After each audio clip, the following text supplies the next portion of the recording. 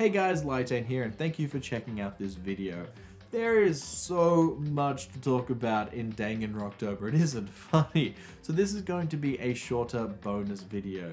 Today I will be having a look at Danganronpa the animation and seeing if it's worth it.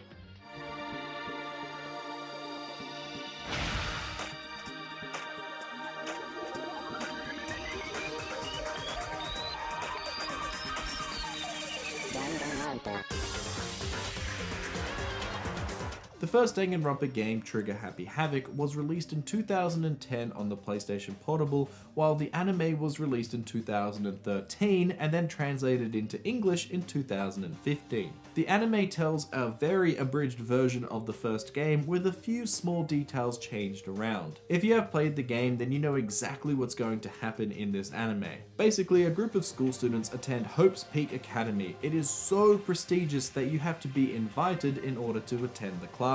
They only accept people that are the best of the best in an area or have a specific talent, like the ultimate martial artist or the ultimate swimmer. It starts off well enough until the students realize that they are locked in. But don't worry, the headmaster summons them and lets them know what's going on.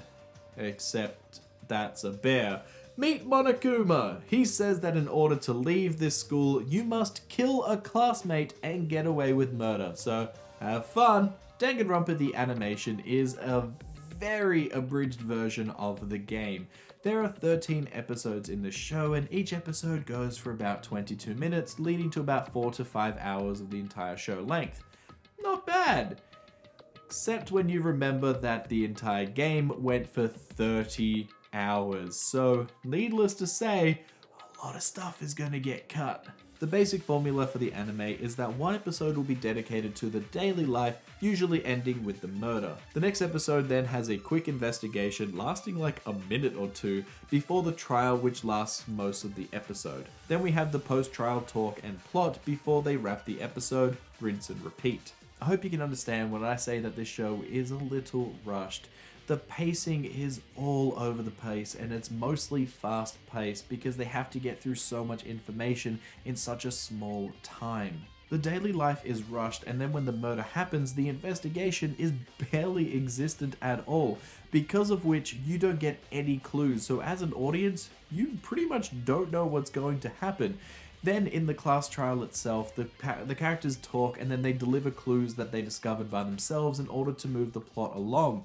So you have no idea where anything is going to go, and they do so many leaps of logic in this, but you can still kind of follow along. At least they have a clear narrative, so that's good, because they're doing quite a few leaps, and it's pretty funny how they get from one topic to another and how they go from accusing one person to figuring out it's another person.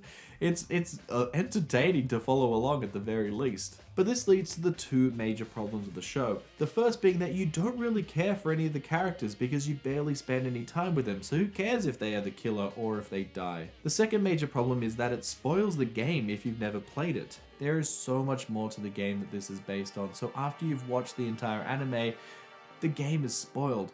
All of the killers, all of the cases, all of the major plot points stay the same from the game and the anime. So after you go back and play it, the only thing that you'll be getting is more character growth, more time in between cases, more details in the cases, and investigation time and all that kind of stuff. You'll be getting more of everything, but you know exactly what's going to happen, so all the surprises and twists are gone.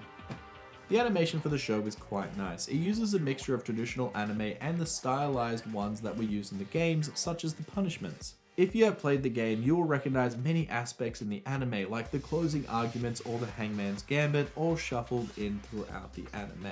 I personally think it's great that they did this, and it just adds more character to the anime.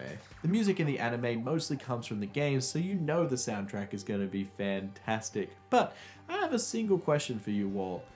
Who is this anime aimed for?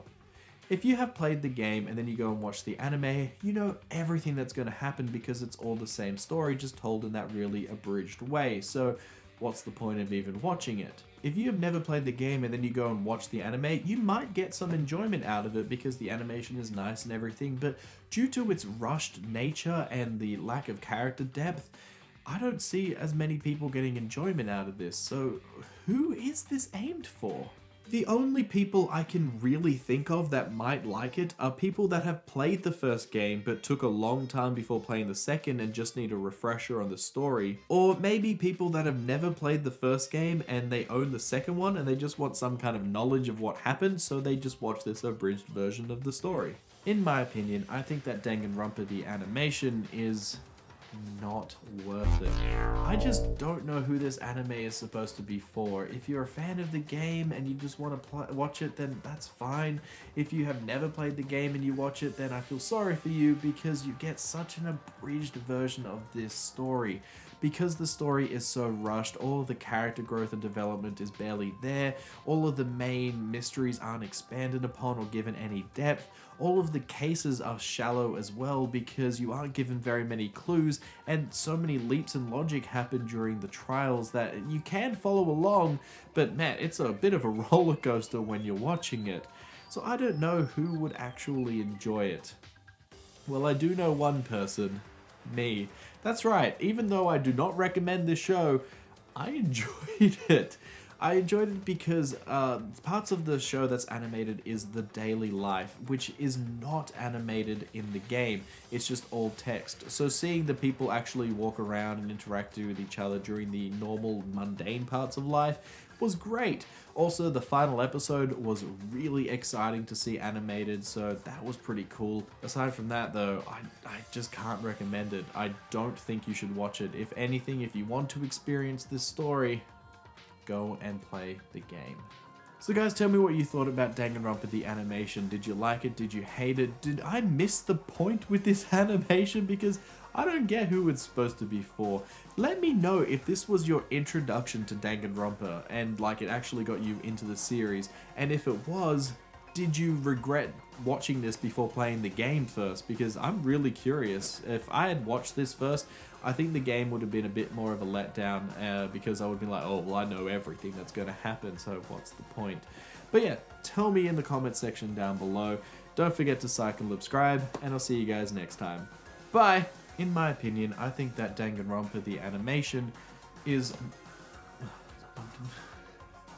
Oh, I'm really tired. My antenna's starting to fall down. I just recorded 3 videos in a row because they're all in the same shirt and I couldn't take it off because I'd ruined my antenna. So, thank you again, Kitty, for the antenna. You're the best. It lasted until the end. So that's awesome. Maybe, but